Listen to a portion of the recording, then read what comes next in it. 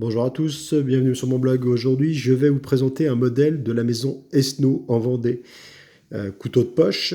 Alors, je vous présente le packaging parce que du coup, le packaging fait partie un petit peu du plaisir que l'on a quand on achète un couteau de cette qualité-là. Je vais vous le présenter juste après. Donc, en fait, la maison Esno, donc c'est Tristan et son épouse qui sont fabricants de couteaux et bijoutiers à la Gaubretière en Vendée. Et l'atelier après est un peu plus loin, au Landgenusson. Après, il y a un atelier après où la partie forge. Et après, ils ont fait un point de vente à la Gaubretière où on va retrouver les différents modèles des couteaux et les différents, voilà, tous les couteaux et toute la partie bijouterie aussi qui est créée, quoi. Comme son épouse est plus dans la bijouterie, lui est plus dans la partie coutellerie forgeron. Donc voilà, c'est pour vous présenter, c'est pour ça que je vous ai mis la carte, l'endroit où vous pouvez acheter ces couteaux. J'y suis passé, j'étais parti dans l'idée de partir sur un autre couteau qui s'appelle l'Insurgé, et je suis passé les voir au magasin, je suis passé déjà plusieurs fois, et puis là, j'étais parti dans l'idée d'en acheter un, et finalement je suis parti avec un autre modèle. Donc le modèle que je vous présente aujourd'hui, c'est le modèle Le Vendéen, qui est un petit modèle assez compact. Donc on est sur un beau modèle. On est sur un couteau haut de gamme. Euh, pour être franc avec vous, au début sur cette coutellerie, j'avais dans l'idée que ces couteaux étaient assez chers. Ce qui est le cas, hein, mais par contre, du coup, j'y suis allé une fois, j'y suis allé une deuxième fois, et du coup, le fait d'acheter, on comprend mieux aussi, puis le fait de discuter, on arrive à comprendre quelle est la philosophie de l'artisan, comment il travaille, et en posant des questions sur le type de matériaux, etc., on comprend un peu mieux ce qui fait le prix d'un couteau. Donc ce modèle, donc le modèle vendéen, alors il est en finition brillante. Alors comme vous voyez, ça laisse énormément de traces par contre, hein. Je suis obligé de l'essuyer régulièrement. À titre d'information, un truc qui marche très très bien, c'est le microfibre. Si vous ne savez pas, achetez une lingette en microfibre, c'est terrible, ça nettoie super bien vos lunettes et les couteaux. C'est terrible pour nettoyer les couteaux, les microfibres, c'est génial. Donc, c'est un petit modèle. Il fait 102 grammes, donc il a quand même un poids assez soutenu. Enfin, pour un petit modèle, c'est assez lourd, mais bon, après, c'est 102 grammes, ça va. On est en dessous des 120 grammes. On parle d'un EDC en dessous de 120 grammes, c'est bien. Là, on a 102 grammes. On a une mythe qui est assez massive, donc du coup, elle rajoute du poids. Ce qui m'intéressait sur ce modèle-là, c'est l'acier. On est sur un acier RWL 34. Un acier inox haut de gamme que tous les hôteliers connaissent. C'est vraiment l'acier haut de gamme inox par excellence. Ce qui me plaisait plus par rapport aux autres modèles qu'il présentait, l'insurgé qui sera plutôt lui en 14C28 pour un prix quasiment similaire. Par contre, beaucoup plus léger. Il fait 58 grammes avec des platines en Z20. On est voilà, sur un modèle quasiment dans le même prix, légèrement moins cher. Je préférais celui-ci pour la différence de prix. Celui-ci est un peu plus cher.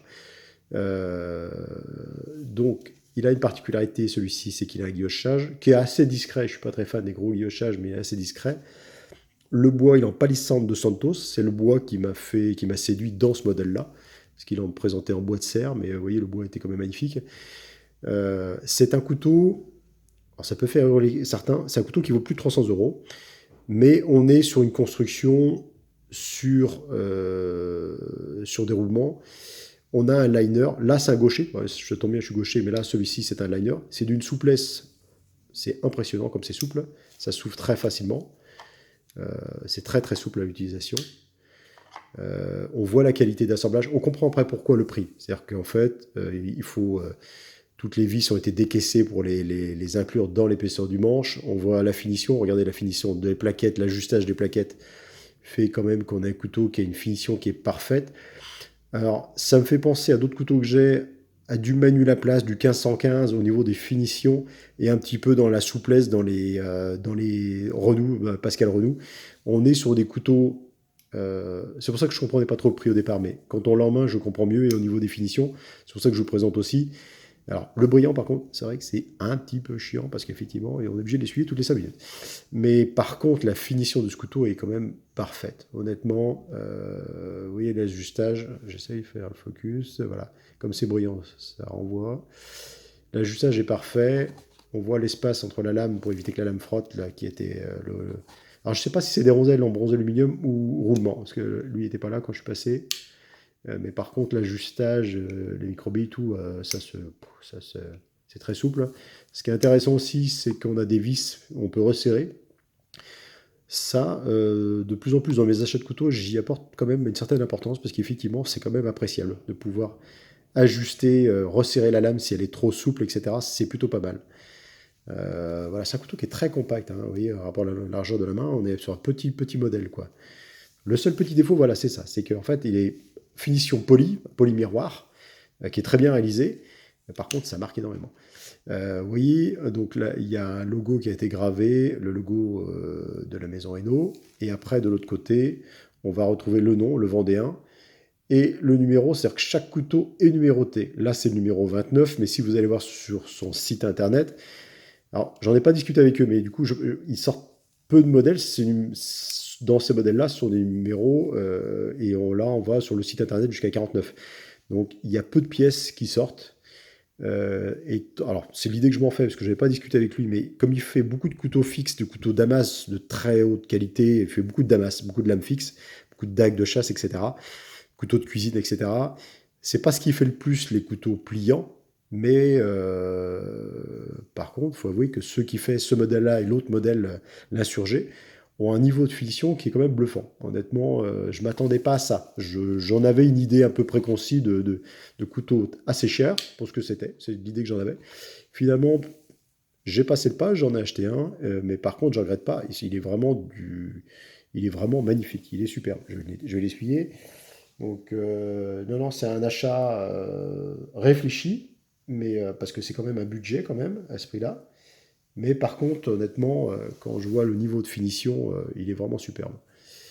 Donc, couteau très compact et très agréable. Et gaucher, alors c'est le premier que j'ai en gaucher. Ça, voilà, le bruit.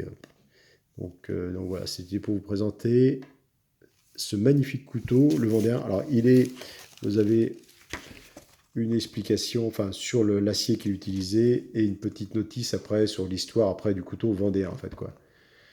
Hop, j'essaie voilà, de vous mettre le temps de vous dire. Voilà, c'est donc systématiquement, vous avez un certificat qui présente l'entreprise, entreprise du patrimoine vivant, maître artisan, la maison Hainaut, en Vendée. Donc, honnêtement, très content de cet achat. C'était un très très beau couteau, avec une très belle finition. Je l'ai utilisé pour manger, c'est top au niveau de la prise en main. Il est vraiment super agréable. Alors, on a tendance à faire glisser, comme il est très court, à porter le doigt dessus. On est aussi sur une émouture qui est creuse, ce qui n'est pas fréquent, c'est assez complexe à réaliser, mais c'est vrai qu'il a un tranchant qui est inimitable, quoi. Donc voilà, c'était pour vous présenter ce modèle, le Vendéen de Tristan Hainaut en Vendée. Et puis bah, j'espère aller le voir pour d'autres modèles, mais bon, c'est vraiment un très très beau modèle, il est magnifique, quoi.